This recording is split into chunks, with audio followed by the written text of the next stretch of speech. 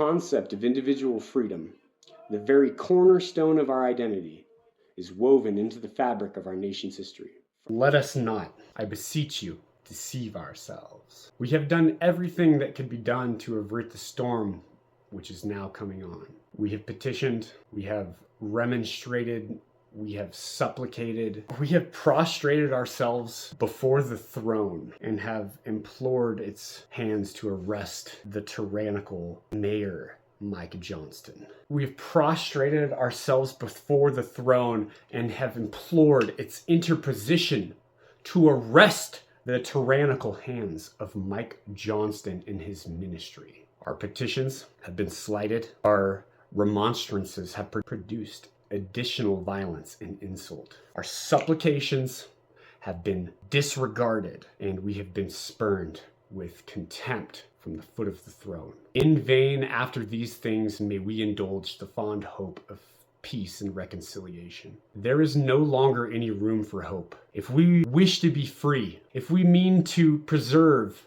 and inviolate those inestimable privileges for which we have been so long contending, if we mean basely to abandon the noble struggle for which we have been so long engaged, in which we have pledged ourselves never to abandon until the glorious object of our contest shall be obtained, we must fight. I repeat it, we must fight. I'm here talking to you, the millions of people armed in the holy cause of liberty, and in such a country as that which we possess. We pride ourselves in Colorado on living in a land where freedom is valued above all else.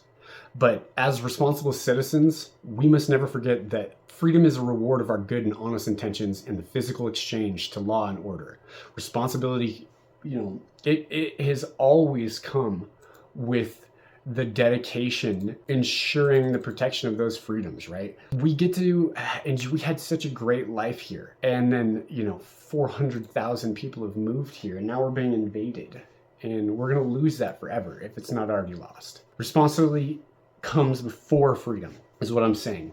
Because without that responsibility, freedom quickly turns into chaos. Today, that chaos is being introduced into our city by violent gang members, foreign criminal organizations from Venezuela and all around the world who are bringing their weapons, drugs, violence, and ill intentions here. And it gleams to be met with steel hammers by me and all of mine.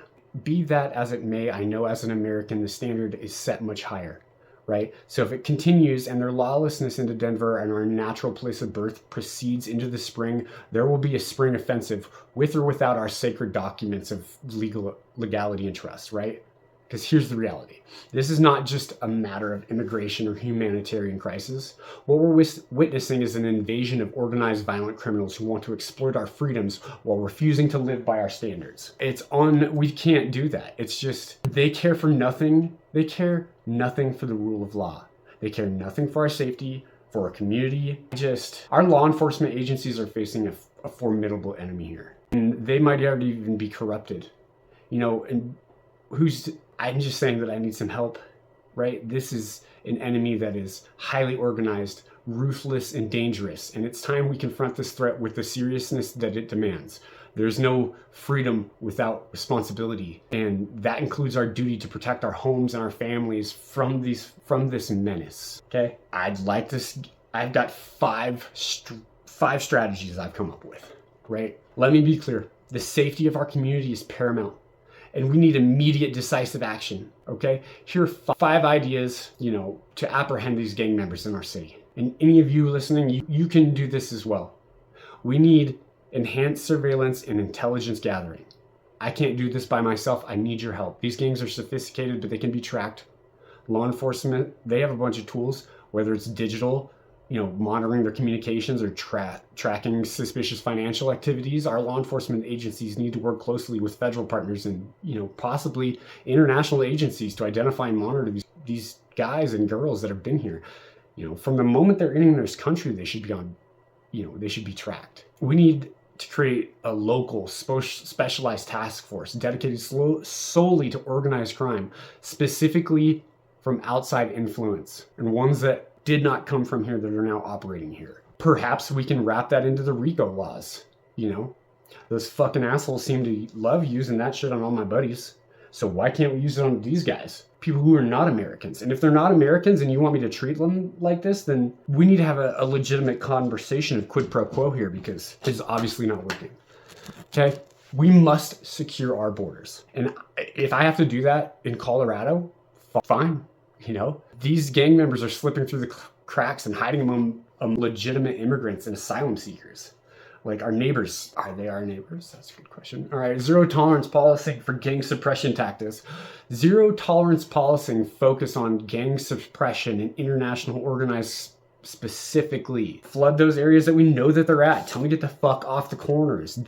Take them to these ICE centers. Take them to the fusion centers. I'm giving you the opportunity that we can do this without bloodshed. Try to do it as humane as possible. Because freedom, as we all know, is not given. It is something that we safeguard through our responsibility and our actions. Our responsibility is to protect our homes, families, communities from those who would tear them apart. We cannot and will not allow these violent criminals to operate unchecked in Denver. By holding fast to our responsibilities and acting decisively, I know that we can do this together.